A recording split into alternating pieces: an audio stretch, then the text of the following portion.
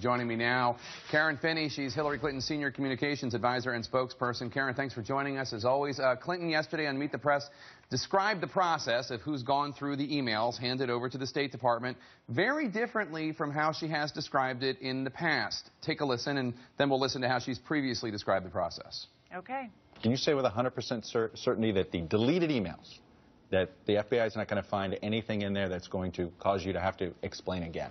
All I can tell you is that when my attorneys conducted this exhaustive process, I did not participate. Why? I didn't look at them because I would want to know what emails. No, why wouldn't you want to know? I wanted them to be as clear in their process as possible. I didn't want to be looking over their shoulder. We went through a thorough process to identify all of my work-related emails and deliver them to the State Department.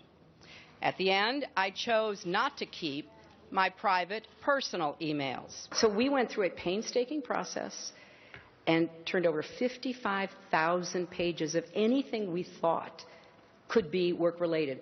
Under the law, that decision is made by the official. I was the official. I made those decisions. So in August, I made those decisions. In March, we went through a process. But yesterday, I did not participate. Karen, was she involved or not? And can you understand how these mixed messages might be feeding into these trustworthiness issues that she has with voters? Well, let me say one. I want to go back and say one thing about something Jeff said. I would not say that our campaign is in any way, shape, or form in a holding pattern. To your question, Jake, I actually think it's consistent.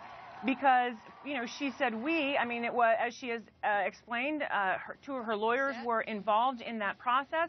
And she sort of told them, I think, and made it, I'm sure they were clear about what they were looking for. But I think, as she said to Chuck yesterday, she did not want them to feel like she was looking over her shoulder. So in terms of the process, again, I think they were clear about what they were looking for. So much so, quite frankly, as she also has pointed out, the State Department is returning some like 1,200 emails that apparently were that were turned over, thinking they might in some way be business related, and yet the State Department found, you know what? No, those are personal. We're going to send those back to you. So I think with regard to the process, look, here's something, though, to this process, Jake. We know that we're going to see more releases of emails from the State Department. We know that there may be other questions raised. We know that other Republicans may choose to, do something with some of this.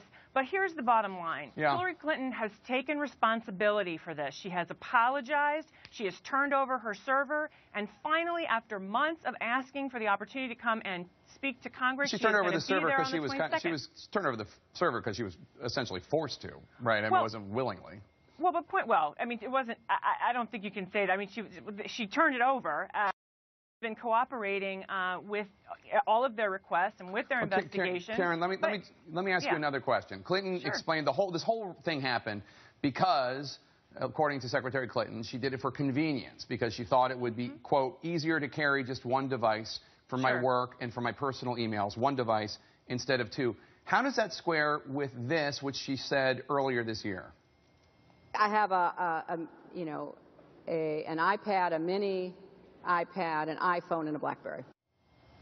That's a lot of devices, and she said she only had one thing because she wanted to have one. She only wanted to have one item, and now she's talking about how she has an iPad, an iPad Mini.